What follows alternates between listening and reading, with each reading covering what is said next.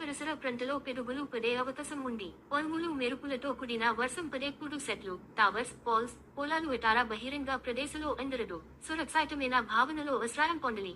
Time AP State Disaster Management Authority. There is a chance of lightning strikes in the vicinity of your area. PS Take shelter in a safe place. Do not be in open areas, under the trees and near to lakes. Stay away from the poles. APSDMA